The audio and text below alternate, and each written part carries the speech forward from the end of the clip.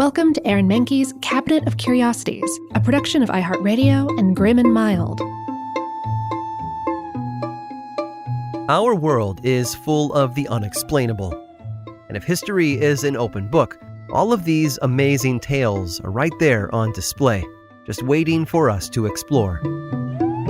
Welcome to the Cabinet of Curiosities.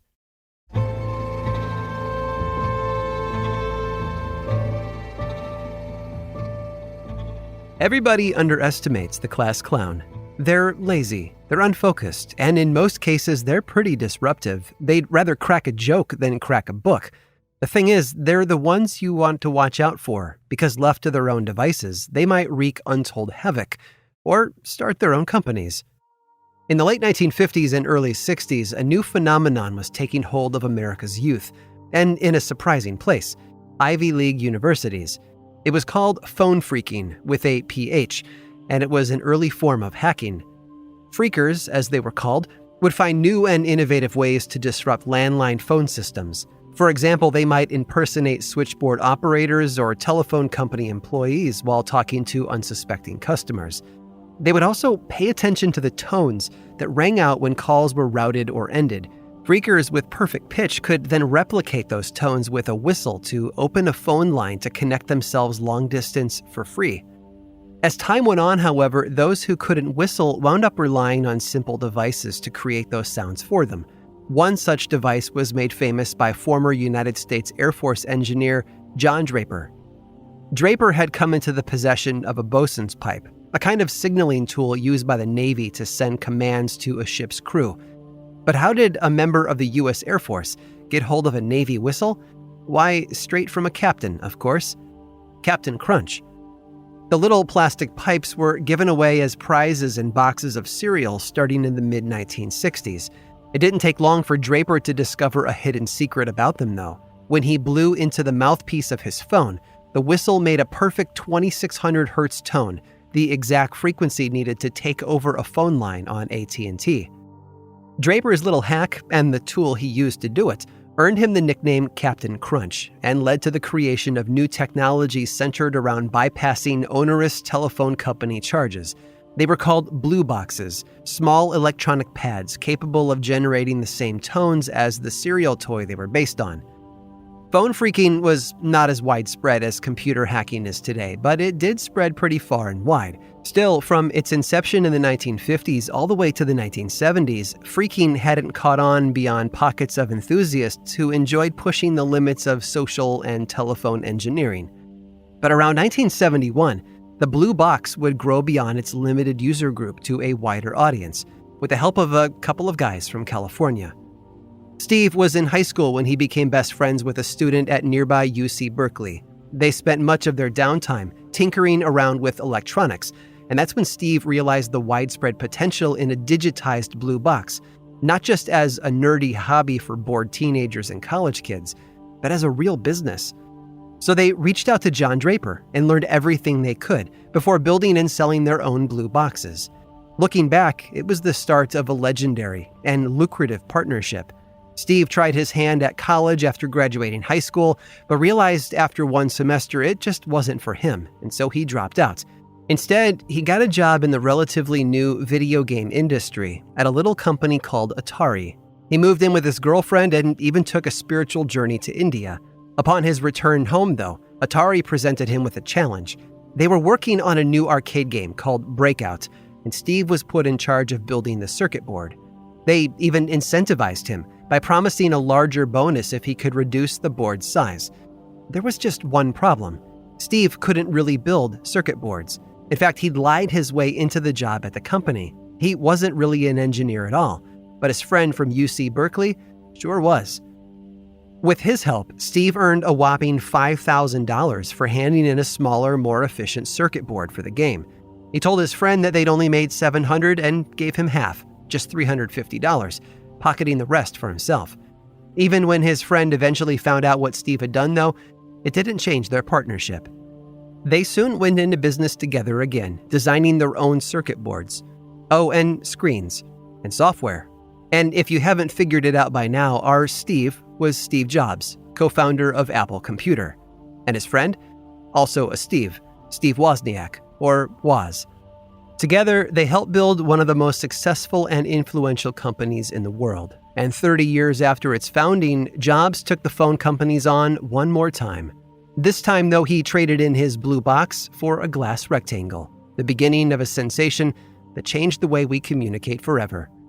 And that, my friends, is how Captain Crunch, in a roundabout sort of way, gave the world the iPhone.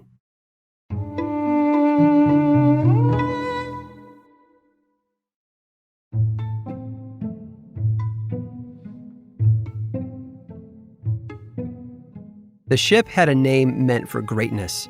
It's hard to believe they were shooting for anything less when they christened the Clipper's ship Neptune's Car.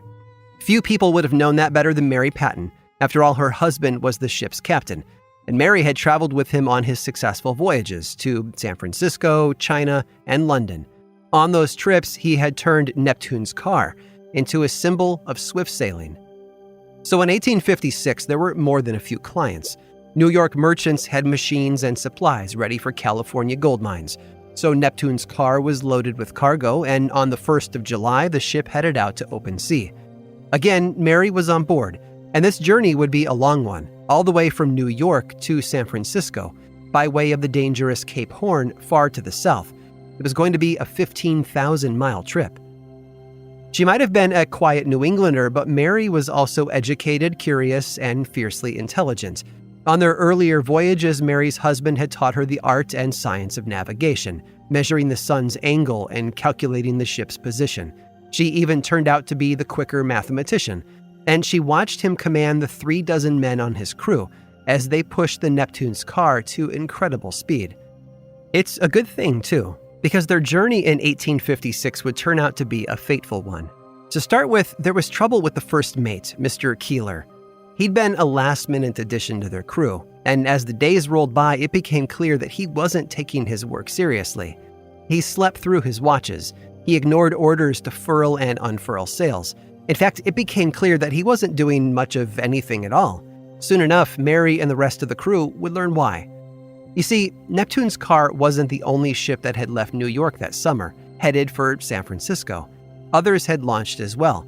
And as you can guess, there were plenty of people who had placed bets on which ship would reach their destination first. It was something of a race, actually. Mr. Keeler, though, thought he had an ace up his sleeve. He bet against the Neptune's Car, his own ship. He thought he could do enough to slow down the Clipper and collect winnings on his return. But he got something else instead. Mary's husband had him seized and thrown into the brig.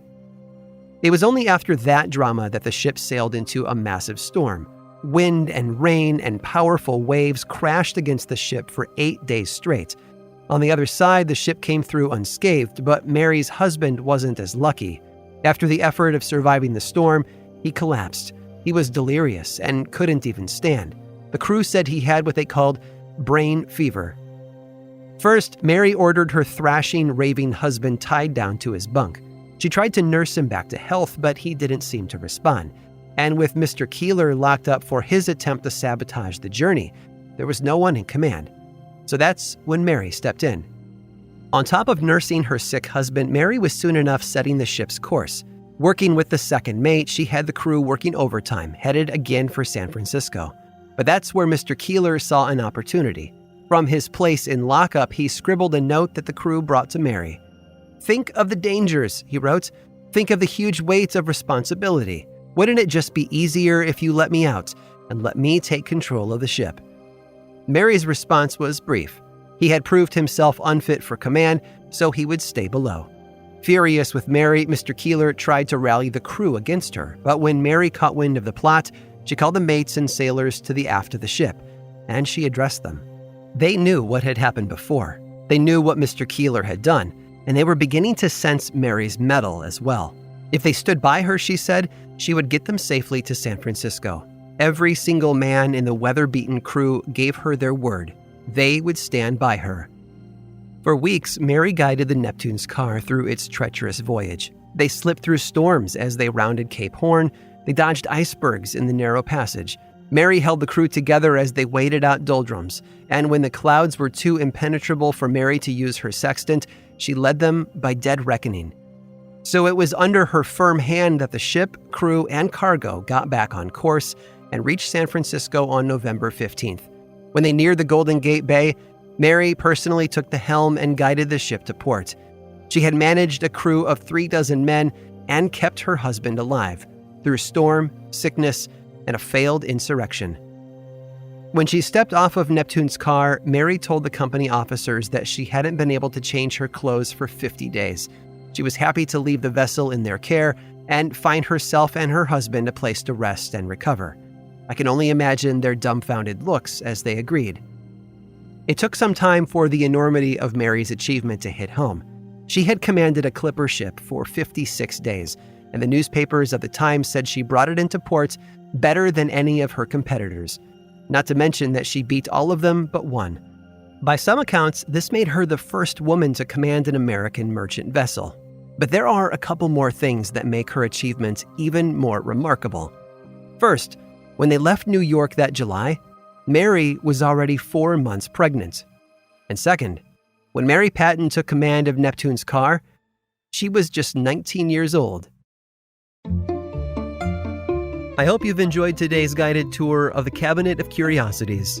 Subscribe for free on Apple Podcasts or learn more about the show by visiting curiositiespodcast.com. This show was created by me, Aaron Mahnke, in partnership with How Stuff Works. I make another award-winning show called Lore, which is a podcast, book series, and television show, and you can learn all about it over at theworldoflore.com. And until next time, stay curious.